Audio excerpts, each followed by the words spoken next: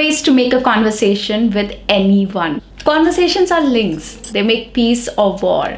People are enigmatic. Social interactions can decrease levels of cortisol, the stress hormone, release endorphins and oxytocin that enhances mood, stimulates your brain activity, and enhancing your memory and cognitive skills. It helps develop empathy towards others, prompting overall well-being of a human being. So here we are. Today we're going to talk about 8 ways in which you can strike a conversation with anybody at all. Whomever you're meeting for the first time, you're good to go if you understand these 8 points. They are very well written. I have really put in a lot of hard work and my heart into creating this for you. And I think I have put in all my tips that I feel are very important for a conversation in this video. Please feel free to share this video with people you care about and learn together with them. It's extremely important to be mindful of what you talk. Gossiping can trigger the brain's reward system that releases dopamine, creating feelings of pleasure. But let's work on bigger goals, like finding out how their side of the world functions. Gossip is something that mostly people end up doing when they are meeting for the first time or for the nth time. It's important that you realize this, that people who gossip do not give very good first impression. It is said that the way you talk to somebody about someone else is exactly the way you're going to talk about that person with somebody else. So be careful of the way you talk about someone else in front of a person, because that is the image they're going to carry about you for the rest of their lives. Be careful, be mindful, do not gossip, rather indulge into more meaningful topics, indulge into more meaningful conversation, things that can tell you something new about a different kind of race, a different kind of place. Effective communication is not just about conveying information. It's about connecting with others and making an impact. As George Bernard Shaw once said, the single biggest problem in communication is the illusion that it has taken place. I'm a work from home person. I get my share of talking to strangers when I take cabs. I'll give you examples from my real stories of conversations that I had with real cab drivers. Sometimes the stories that are unveiled are pretty fascinating, and I'm going to be sharing a few of those in this video with you. What does a good conversation comprise of? A. Active listening. B. Open-ended questions. Open-ended questions are where you don't have to receive an answer in shape of A or B. Hey, you like tea or coffee? Then it's a close-ended question. The person cannot expand more on the idea, right? If I say, hey, what do you prefer to drink? Then person is open to discussing 10 other things. But when you say, hey, you want tea or you want coffee? Then the person is restricted to these 2 options. So this is a close-ended question. Rather, ask open-ended questions, okay? Empathy is our next point for a good conversation. Be more empathetic. Understand what the other person is saying. Listen to them, not with the intent of replying, rather to listen and respond appropriately. Next is respect and open-mindedness. Be open to their ideas, even if they say something that you were not expecting or is new for you, or it contradicts with your ideas in any way. Just be more open-minded. You might learn something new. Then next is clarity and conciseness. Do not speak very long sentences. Give other person a chance to speak too, and be more clear in the language that you're using. Do not use very fancy words. I don't know, people are under this wrong impression that when you use fancy words you come across really fluent, which is not the case. You are pure fluent, or rather let's just say that you are fluent with whatever words you use, if the words are flowing out properly without hesitation from your mouth. It counts under fluency. You don't have to use very hi-fi words. It's absolutely okay not to use them. Next is the non-verbal communication. Non-verbal communication comprises of your body language, the tone, the way you're talking, the way you're using your eyes, your facial muscles and everything. That is what comes under non-verbal communication, which sometimes is said is even more important than the words that you're using. For example, just imagine I look like this and I say, yeah, you're looking good. Will you actually believe that you're looking good? Because of the way I'm speaking, look at my body language, look at my expressions. They are not aligned with the thought that you're looking good. And human beings are very apt at catching these signals. So be a little more careful. Next is the last one, turn taking. Let other person also talk. Do not make a monologue out of a dialogue. Okay?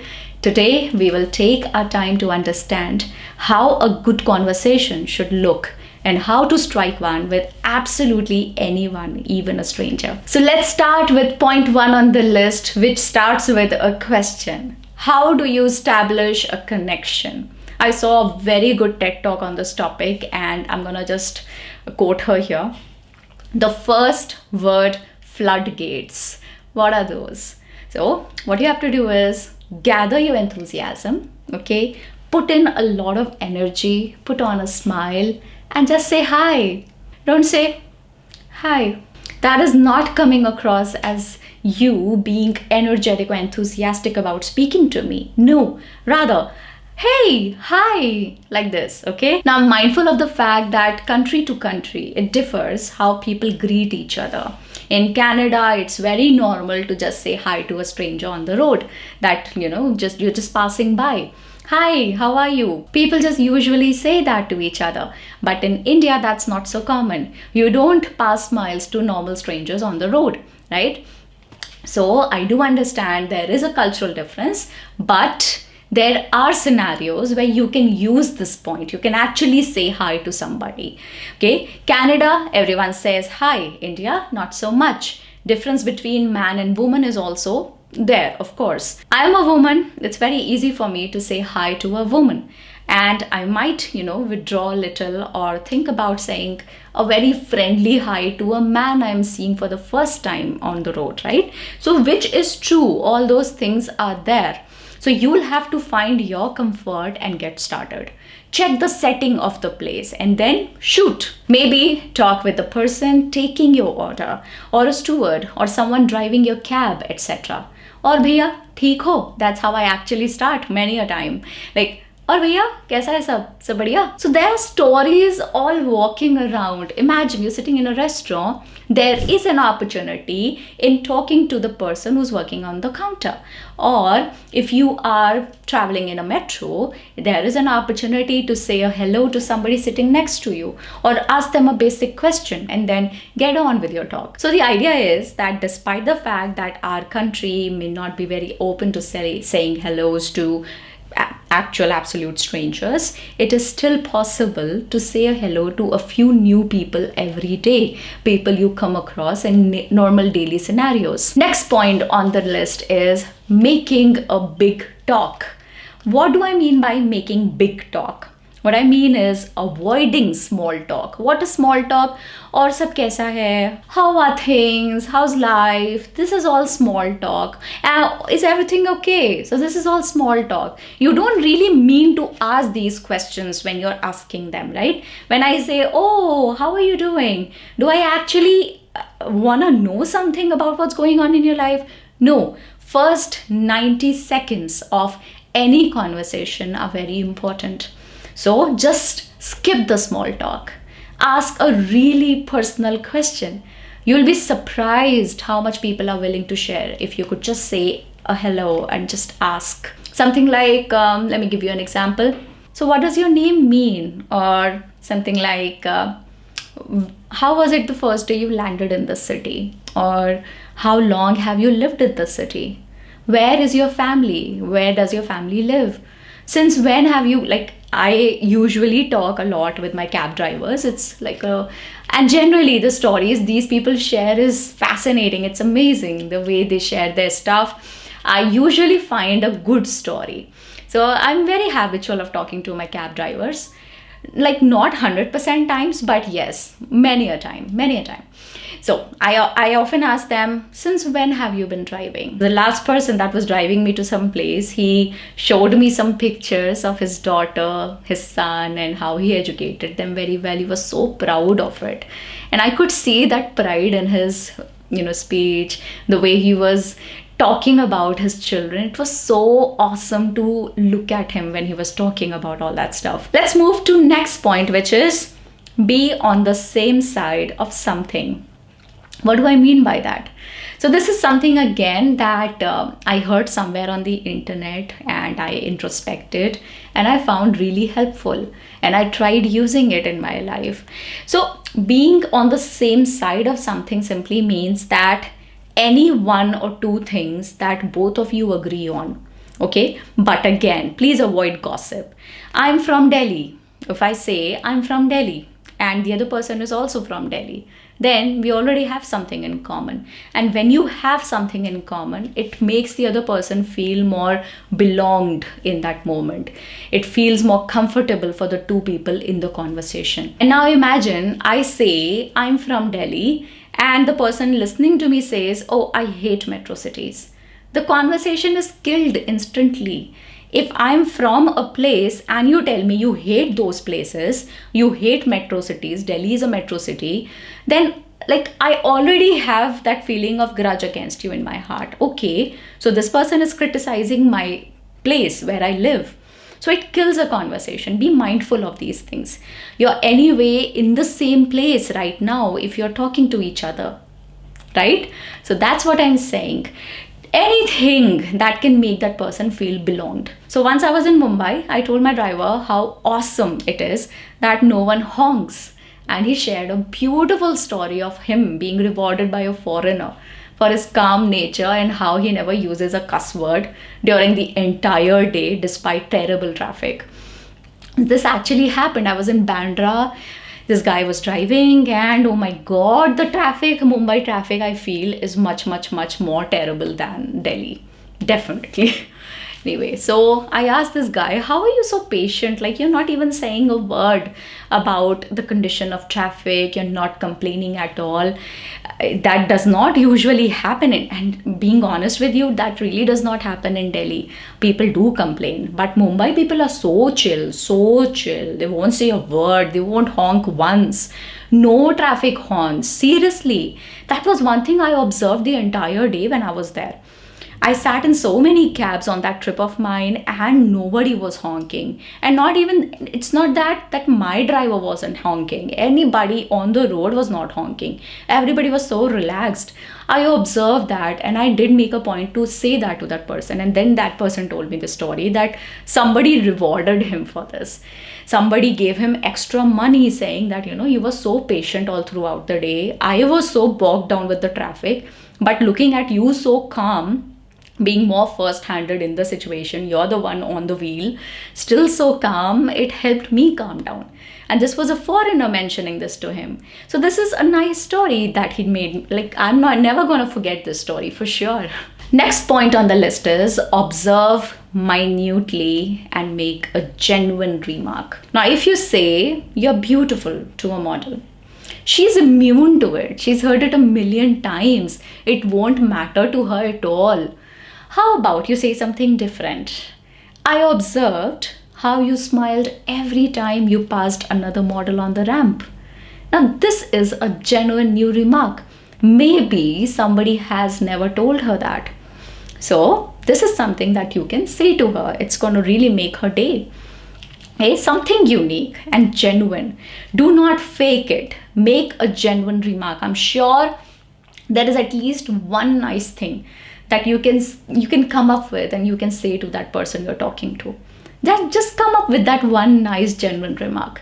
They won't ever forget you. They won't ever forget that conversation. Believe me, people love it when they feel they are being welcomed or they are being liked by the other person. They love it this way. So you could just simply say, if you were a vegetable, you'd be a cucumber.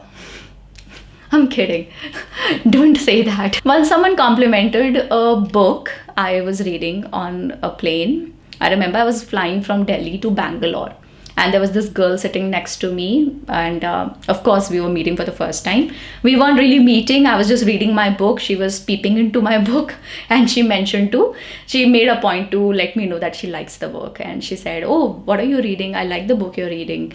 Something like that. And then what happened is that I actually got down at Bangalore airport with her. She gave me a lift because Bangalore airport is very far from city. So it's already always a very long drive. So we sat through the drive together and she dropped me, and then we got back to Delhi. Since she's also from Delhi, we became friends, and we happened to meet each other so many times after that. And it was so lovely. It was me making a friend like this for the first time in my life. It was amazing. So I got to know her family, we shared recipes, we became friends. Next point on the list is ask for an opinion. Meeting professionally with somebody, ask how they feel about AI or how they use AI in their work, because it's the new hotshot topic of the world. Just simply ask them, okay, so are you using AI in your work in any way? Just tell me how you are using it, or what are you doing with artificial intelligence in your office? Something like that. Suggest some nice activity to try on weekend. That is also a thing you can ask for. This is an opinion, right? So what do you do on weekends? Share with me. Please help me. I'm looking for some new activities to indulge into. Okay. Any new nice restaurant they've discovered, ask for a good restaurant. This is a very nice generic question you can ask anyone. Suggest a good restaurant, any place you've tried new and is good. We all want to be heard and validated. So this is something that people love. When you ask for opinions, people generally really value that. People value that you ask them something, you value their opinion. So nobody has to fail at a first conversation. Now, these are all such questions which involve a little risk. Maybe that person never goes out to eat. Maybe that a person just stays at home on weekends. So you'll find out during the conversation what kind of question is safe for that person. Nobody has to fail at a first time conversation, right? So ask something more simple or generic. How's the coffee? You're a tea person or a coffee person? Something like that. Because this is less risky. I'm sure that person either drinks coffee or tea, or at the most he will say, I don't drink any of these. That's also okay. Okay, it's just a safer way to put across a question, to ask for somebody's opinion. And do not listen to reply, listen to listen. Remember that always. Next point on the list is be more present. Imagine they are on the phone. No problem, I can multitask. I can be on the phone and listen to you at the same time. How would you feel about that? It's a terrible habit to be occupied on your phone when somebody's talking to you.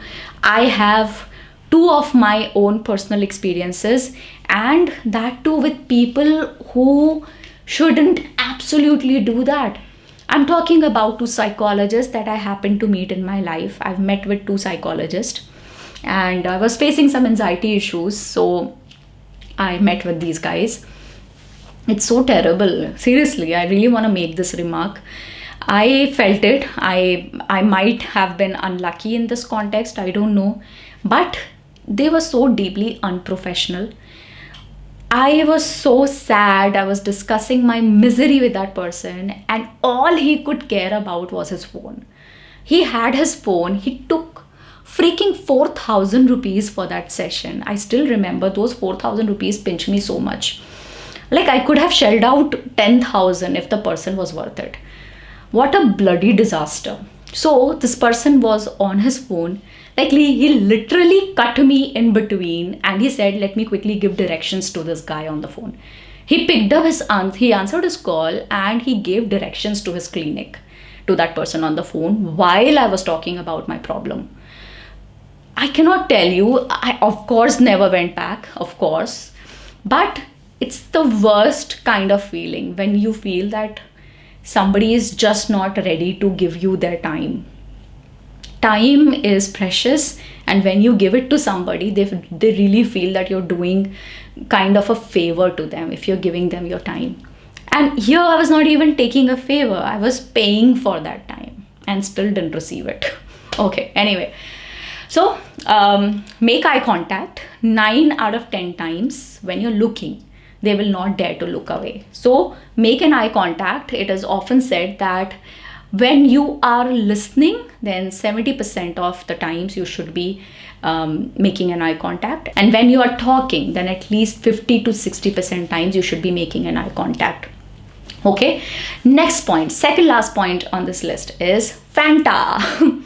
Remember the little details about that person for your next conversation, about their family, their ambitions, their name, their animal's name, whatever pet they have, their name, okay, taste, their likings, activities. These are the 5 things that you should try and remember, at least a few things about each of these, so that your next time conversation is fabulous with this person. Okay, remember their name and say it back to them. It makes them feel very important. It makes them feel you're an investor in their well-being.